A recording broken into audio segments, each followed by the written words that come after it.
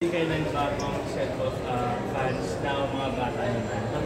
Meron nga isang bata, hindi pa siya sasalita. Ang unang word niya, Marjo. Ganun kabata yun sa mama. Nauna pa yung Marjo sa mama.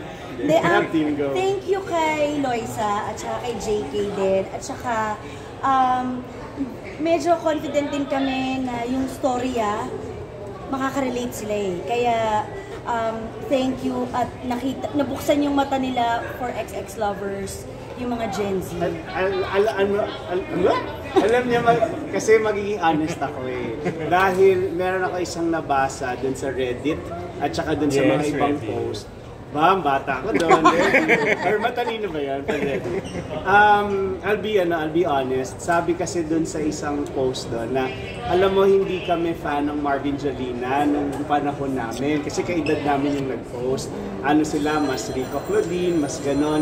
Pero nung napanood daw nila itong pelikulang to, naging fan daw namin sila. Diba? Parang ang sarap. Parang after 30 years, tsaka nila na-appreciate yung ginawa namin. Gano'n naman talaga minsan napapanahon-panahon. But we're just so happy na lumalaki yung mga taong nagkakagusto ng ganitong klaseng rom-com. Kumbaga, 30 years namin niligawan yung mga taong na-enjoy yung pelikula namin. Ngayon, meron kami mga bagong taong nag-enjoy sa storya namin. Kumbaga, reunion din to ng mga dati na ang tingin sa atin parang kilig-kilig lang. So ngayon, reunion din siya ng mga may pinagdaanan na rin sila, 'di ba? Parang kasabay din natin na tumanda. Pero yung mga bago, ang sarap lang dahil I'm sure yung mga naning nila kasi yung mga sumubaybay sa amin kaya gano'n. At dahil din yan, ito naman, gusto rin namin i-appreciate, timpla nila Direk JP, nila Tonet, nila Dan, yung timpla ng Project 8 sa rom-com nung 90s, ibang klase. Kaya naman nag-iiyakan yung mga tao dahil tawa-tawa, iyak, tawa-tawa, iyak. Yun ang nararamdaman.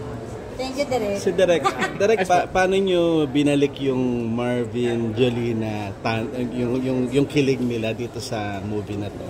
Naabangan ng mga Gen Z, di ba? Hindi naman po nawala yung kilig nung dalawa, yung chemistry parang nandun siya forever. Parang mas nag-mature lang sa pelikula namin.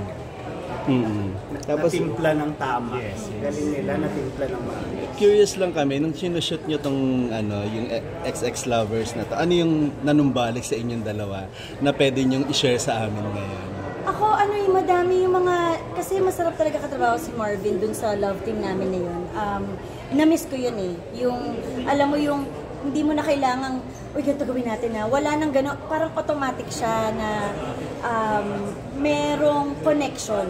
So, yun yung pinaka-na-miss ko. Kaya nung ginagawa namin to, marami tayong mga kwentuhan yung dati, yung ganito, ganyan. Tapos, dati nga lang, kasi dati di ba ibang-iba pa, hindi siya digital, hindi ano. So, ibang-iba yung ngayon, mas mabilis or let's say, mas madaling ayusin if ever. Pero wala kaming naging problema sa lahat. Alam niyo si Jolina, kaya masarap siya katrabaho. Pag siya tinutukan ng camera, parang bulating nilagyan ng asin. Talaga ba din eh? Bigla na lang gumagano'n gano'n. Kaya ang sarap din pakiligin. Kumbaga sabi nga ni Jolina sa maraming interviews, lalaki nagdadala normally ng love team. So nagpapasalamat siya sa akin doon. Pero kasi ang sarap lang din niyang katrabaho kasi konting asin lang. Ginigilig niya siyang ganyan. Camera lang ang tatakot. Lalo na ngayon, ang dami camera. Siya po ay isa talagang performer na child star. Child star po ang aking love team. Everyone, para ma-enjoy po natin yung movie, meron po tayong last 2 questions na lang. Nanonood ba rin sila? Yes! Ano pakiramdam na mas pinipili ng Filipino goers yung Filipino movies like XX Lovers over, alam naman natin yung kalaban nila? Oh. Well, ayaw naman namin competing with any films. At saka mapa-foreign man to, matagalog to. Basta pelikula, I think, importante siya sa buhay ng tao because it would always resonate or it would always something like connect with us. So, mapa-foreign man yan, local, basta supportahan natin yung pelikula. Pero at the same time, nakaka-proud din, di ba? Kasi alam naman natin, hindi natin kayang lumaban sa pagkalaki-laking budget pagdating ng mga foreign films. So, ang naihahandog lang natin ay yung very humble na story. Very, kumbaga masasabi namin, connected sa Pinoy yung ikinukwento natin. Kaya hindi lang siguro basta nila pinipili, mas nagko-connect siguro sila sa storyang Pilipino. Kaya ano rin hindi rin kami napapagod ni Lovely mag-promote. Siguro kahit wala na yung movie, pupunta pa rin kami sa SM. Naglalakad nga kami dyan, no? Sanay na sila. Parang kumari na namin yung kausap namin. Jelina, bili ka nito! Parang pagbalik din yung pagiging grateful din namin. Dahil nga nagugustuhan nila yung pelikula namin. Gusto namin silang, kung pwede lang isa-isahin pasalamatan, kung pwede lang isa-isahin na makuha lahat ng nagtatag sa amin at maipost, sobrang thankful kami dahil yun naman more than sa kung ano man ang sinasabi ng iba, yung mga nanonood sa sinihan yung gusto namin marinig. At saka, I guess, isa sa pinaka-importante kasing ginagawa din natin ngayon, pinapanumbalik natin yung taong manood sa sinihan ulit. Kasi ang hirap-hirap nang gawin yon with a lot of streaming platforms, which is actually so convenient din naman at home.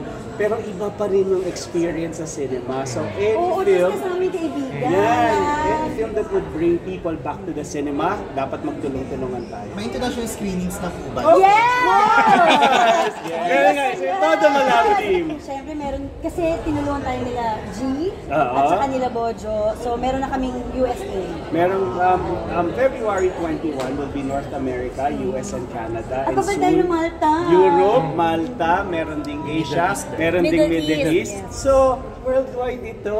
Diba? So pupuntahan niyo lahat. May asin, may asin. Sana mapuntahan talaga lahat. And yun naman goal natin, di ba? Mapuntahan. Nag-iipon lang kayong pambili ng ticket. Sana manood kayo para yung pambili kami ng ticket. Tapos Listen pwede ba- na rin kami manawagan baka naman. Gusto Please invite them. Please invite Yes, them. eto na. Now showing XX Lovers, direct. Ayan, XX Lover showing na 6 weeks to, feeling ko. Oh, pwede. Alam ko naman 8 weeks. Marvin. Supportahan niyo yung pelikula. Kasi ito nga nasabi namin, this is one of the films na nakakapagpabalik ng mga tao sa sinihan. Yep. Kailangan natin itong experience na to, not just for us, but when we bring our friends, our family, nakakapa-close pa siya lalo ng mga relationships natin. So, let's support all the films, lalo-lalo ng XX Lovers. Thank you. Thank you. Next picture.